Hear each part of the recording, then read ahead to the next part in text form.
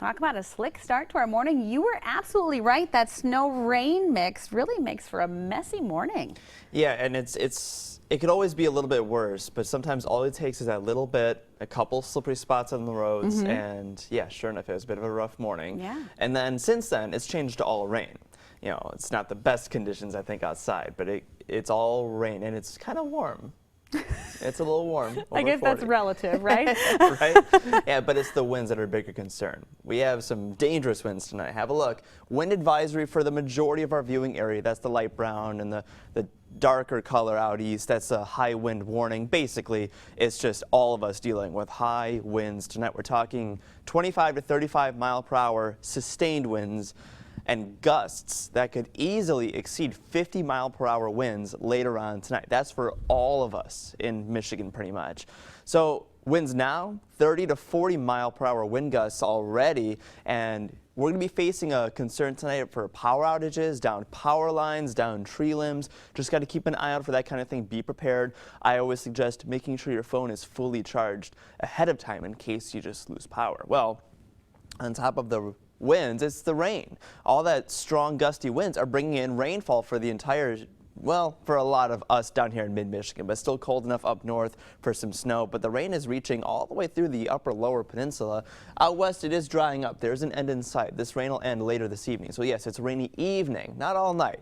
Warm for now. It gets colder later this week. High winds. Yeah, what were you talking about? 50 mile per hour wind gusts tonight. It'll keep us warm, so travel concerns should be all right, as this is mostly just rain for us this evening. Maybe as it passes, some of our models are suggesting a brief window of snow out west. I don't anticipate that being a problem for us. We should all be drying up by about 11 p.m. and then by midnight and later, look at that, some brief clearing. If there's any sunshine tomorrow, Wednesday morning will be the time. And then the clouds do return pretty quickly. Wednesday evening is when the next round of rain comes on in.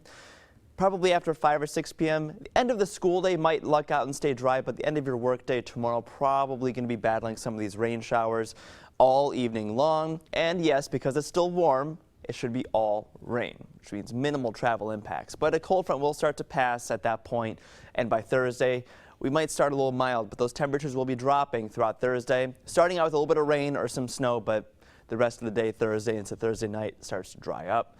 The biggest issues are probably going to be tonight and tomorrow evening with all that rain and strong winds. 40s tomorrow, and then it drops. 20s by Friday, returning us to something a bit more seasonable. Tonight, down to 31, rainy evening, very windy.